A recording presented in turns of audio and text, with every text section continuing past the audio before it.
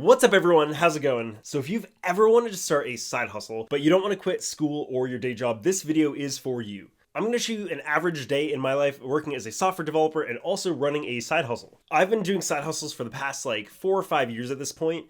Haven't really found anything that was very sustainable until now. In 2020, I gained a lot of traction on TikTok and then moved that over to other platforms like Instagram and YouTube. And I did this while still working my day job. Now, there are a lot of tips and tricks I've had to do along the way to make sure that everything is afloat. I'm gonna run through the different parts of my day, the habits that I think are crucial to success, and the strategy I use to keep everything afloat. Also, this post is sponsored by Powerade. Thank you so much, Powerade. Companies like Powerade make these videos possible. Powerade has vitamins and minerals infused into their drink. This helps to replenish electrolytes and provide energy. This is essential when you're running thin between your day job and your side hustle. Check them out, and they also have a sugar-free version.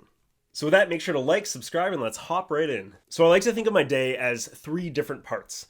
One is before the day job starts, the other one is kind of like the day job, and the third one is after the day job. And I kind of designate different tasks to each of these time boxes. There are usually 5 or 6 things I do before I get my day really started with work. The first one is meditation. Super important to clear your mind before you get started with the day. I've also found that if I go on social media before I meditate, my brain is completely scrambled. Something about social media definitely messes up my brain. So I try to meditate before opening apps on my phone. Otherwise, definitely harder said than done.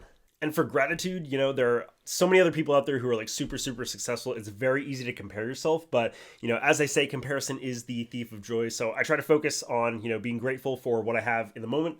Number 2 is setting up your daily tasks. You can either do this the night before, or the morning of. What I do is I have a physical notebook where I do write my, top 3 things I need to get done for the day, a bunch of the other to-dos, and then I also have a time box area. I dump everything into Notion as my single source of truth, but I like having the day planner. It allows me to just open it anywhere. I don't have to open an app on my phone or computer, and I can just glance over at it and make sure to stay on track. The next one is a super quick workout, even just 5 or 10 minutes just to get, blood flow pumping. I'll try to get an hour in if possible, but some days I'm just too swamped, so I try to do a little something. And this one should be a given, but, brush teeth, shower, hydrate, all that stuff. Super important to, feel clean. At least for me, my mindset's a lot better when I'm clean. Don't forget to hydrate. Electrolytes are great. Definitely recommend Powerade. They do have the sugar-free version as well. But I feel a lot better when I'm hydrated, especially before going into work. And I'm frequently, hydrating throughout the day. And the last one is kind of clean up my messages.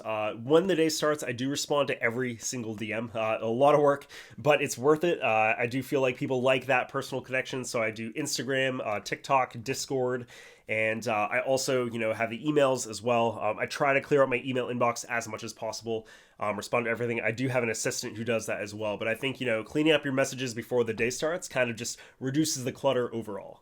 Now we have during the day job. Next is to try to time box as much as possible. This is super, super important.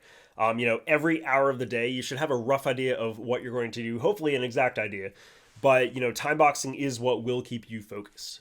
Also, being able to work remotely is huge. Highly recommend the remote life if you can snag that, if you're in an area where you can. I'm pretty lucky. I'm a software developer, so I'm able to work remotely. But, a lot of these corporate jobs are going remote, which is super cool. Even just getting back the time from the commute allows me to get so much more done during the day, which is wild. But, for the first year or 2, I did this when I was going into the office, and it still is possible. It's just a lot of work. And also, a majority of meetings can be done by email or Slack, in my opinion. But, some meetings you can't really avoid, so you will have to go to those. But just try to reduce them as much as possible. Set expectations early with your coworkers. And also setting boundaries. Once I'm done with work, I put everything for work away. I try not to respond to things, outside of working hours. And also when I'm on PTO, I try not to respond to anything. I kind of log out on my email, on my phone, all that stuff. I just don't want to be bugged. And especially I try to use a lot of my PTO time to focus on the side hustle stuff. So it's, really good to compartmentalize that and set those boundaries with your day job. After work is where I do a majority of the side hustle stuff. So I find that after work, I have the most amount of energy. That's when I do the filming, the planning, the editing, all that stuff. And any miscellaneous tasks that I still have left, I try to get those done in the evening as well. And one thing I find super, super important is that at the end of every day, get down to inbox 0 in your email. The side hustle stuff fills up my inbox a lot, so I'm pretty aggressive at getting to inbox 0 at the end of every single day. That just means no emails in your main inbox. They're either archived or they're labeled, with what you need to go, or they're delegated, whatever, but they're just out of your inbox. Up next is habits. Number one is get your phone out of your room. I find that I do so much less work if I have my phone in my room while I'm coding or doing whatever, especially for like, day job, side hustle stuff. Another trick I use is just have a Pomodoro timer. I usually work 25 minutes on with a 5-minute break. And after 4 of those cycles, I'll take a little bit of a longer break. I'm not perfect, but I try to at least have a loose system around that. Hydration is super important. I actually use a tracker to make sure I'm hydrating throughout the day. Powerade is great. They have electrolytes. That's huge, Drinking 8 cups of like water, Powerade, anything throughout the day is huge. Definitely recommend electrolytes, but yeah, staying hydrated helps keep your brain in focus. Next is automate as much as possible. Once you've identified something that you think could be automated, try to figure out how to automate that, and then you'll never have to manually do that again. It saves a ton of time over the course of a year, 5 years, 10 years, whatever. One thing I recently automated is my sales pipeline. So in my side business, I do reach out to a lot of companies to work with, and I use something like Salesforce and have a Gmail plugin that kind of just like automatically tracks everything. I used to do this all manually through something like Notion, but it honestly got to the point where it's just taking so much time.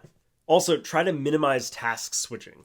If you're going back and forth between a million different tasks, like, for example, planning a YouTube video, but in the middle of it, I pick up my phone and I make a TikTok post or something, I've just kind of broken my focus to then go to something else, and it takes you, like, time to get back into something. When I need to go back to, for example, planning a YouTube video, I kind of have to, like, recalibrate my brain to remember, like, what I was working on and, like, where I was in the document, all that stuff. It kind of just wastes time. So, choose one block of time to stay focused on one thing, and then once that's completed, then switch.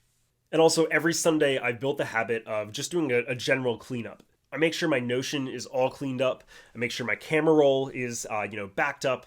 All the unnecessary stuff is deleted. I make sure all my video files are organized. Notes, all that stuff. I just take like an hour or two every Sunday to clean this stuff up, because otherwise it's going to get way too cluttered. And when stuff gets cluttered, I know that I personally cannot focus.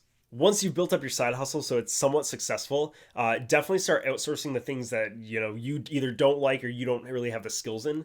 I've outsourced sales stuff, so I have a virtual assistant who does all the stuff with brands and outreach, all that stuff. They track everything through Salesforce.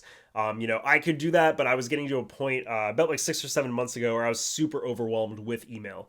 I felt like I was spending more time on email than I was on content creation. And this whole thing, I'm trying to focus on the content creation. Another huge thing was video editing. So for YouTube videos, I do have a team of editors who handle that.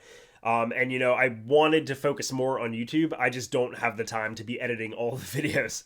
So having outside help is super, super helpful. Then I can really focus on the content and, the filming and all that stuff. And then they can go do the editing. If you have any questions on how to balance your time as a software dev and side hustles, feel free to DM me on Instagram or TikTok. My DMs are open. I do respond to every single one. And yeah, I definitely challenge you to start a side hustle. It's not for everyone. It's pretty tough, but it's just been so cool to be able to build something of my own, that I did on my own and didn't really have any help. And it's not like I'm working for someone else. I've built this thing, and it's just super cool to see it, all come together. If you like this video, make sure to hit that like button and subscribe, and I will see you next time.